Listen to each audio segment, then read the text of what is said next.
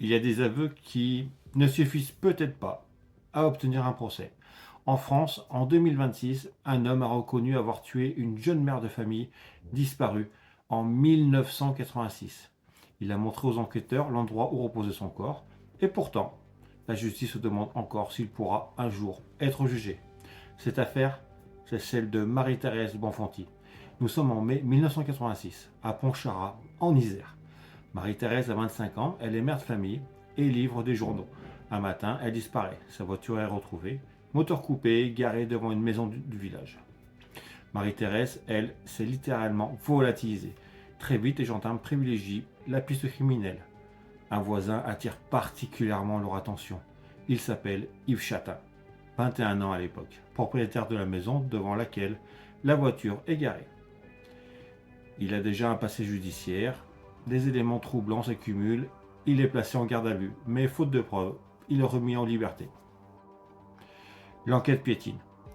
En 1987-1989, un non-lieu est prononcé. Pour la justice, officiellement, on ne peut pas dire qu'il a tué Marie-Thérèse, ni même prouver juridiquement un meurtre. L'affaire tombe dans l'oubli des dossiers, mais pas dans celui de la famille. Pendant plus de 30 ans, les proches de Marie-Thérèse ne lâchent rien. Ils écrivent, relancent, interpellent les autorités, se battent pour que le dossier soit rouvert. En 2020, leur acharnement finit par payer. Le procureur décide de rouvrir l'enquête, qui est confiée au pôle Colcaise, de la gendarmerie spécialisée dans les crimes non élucidés. Les enquêteurs se replongent dans l'affaire. En mai 2022, ils interpellent à nouveau le principal suspect de l'époque, Yves Chatin, devenu quinquagénaire. Cette fois, tout bascule. Lors de sa garde à vue, Yves Chatin avoue.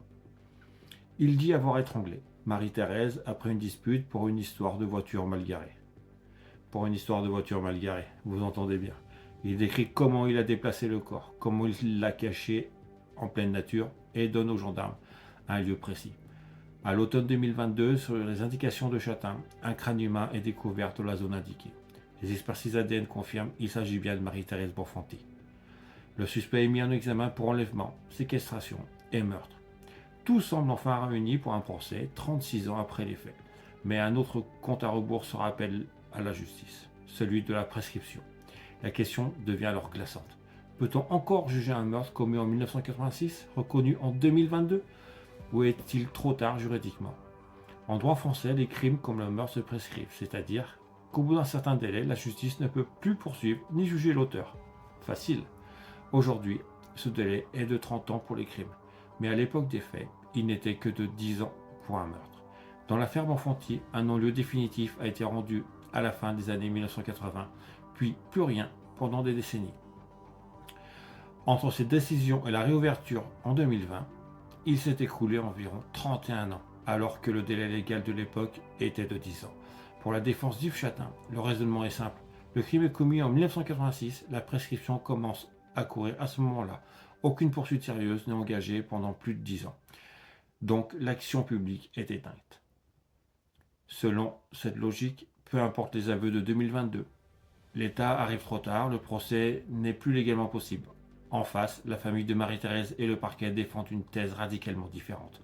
Pour eux, ce meurtre est ce qu'on appelle une infraction dissimulée. Le corps est caché, le crime ne laisse presque aucune trace visible, la justice ne sait même pas exactement quand la victime est morte. Dans ces conditions, comment faire partir un délai de prescription, alors qu'on ne connaît même pas la date de l'infraction ? Les experts ont indiqué que Marie-Thérèse aurait pu mourir n'importe quand, entre 20 et 40 ans.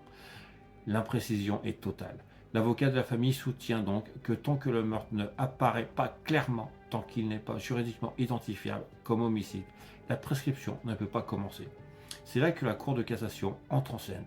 Le 16 janvier 2026, l'Assemblée plénière de la Cour de cassation, c'est-à-dire sa formation la plus solennelle, est réunie pour trancher. Elle doit répondre à une question simple en apparence. Quand commence le délai de prescription pour un meurtre que personne ne sait encore être un meurtre ? Le procureur général près la Cour de cassation, Rémi Hels, défend une position forte. Pour lui, un crime comme celui-ci ne peut commencer à se prescrire tant qu'il est ignoré de tous, sauf de son auteur. En clair, on ne peut pas reprocher à la justice de ne pas avoir poursuivi un crime qu'elle ne pouvait pas identifier comme tel. La défense, au contraire, met en garde contre une dérive. Elle explique que la prescription ne doit pas devenir un outil pour rattraper des enquêtes malmenées ou inabouties. Elle rappelle aussi que la loi prévoit un plafond de 30 ans pour les infractions dissimulées. Même si le point de départ est repoussé, on ne peut pas poursuivre indéfiniment. En résumé, la Cour de cassation doit dire si la dissimulation du corps et l'absence totale d'indices d'homicide constituent un obstacle insurmontable qui suspend le délai pendant des années. Oui, si malgré tout le temps écoulé et les anciennes règles de prescription imposent de considérer que le meurtre est prescrit et qu'Yves Chatin ne pourra jamais être jugé, l'enjeu dépasse largement le seul dossier Bonfanti. Au pôle Colcaise de Nanterre, les magistrats suivent cette affaire de très près. Selon le parquet général, plusieurs procédures d'enlèvement et séquestration non élucidées pourraient être remises en cause selon la décision qui serait rendue. Si la Cour confirme la prescription, le message est clair. Un crime, même avoué, même avec un corps retrouvé, peut rester impuni si le temps légal est dépassé. C'est quand même vachement facile.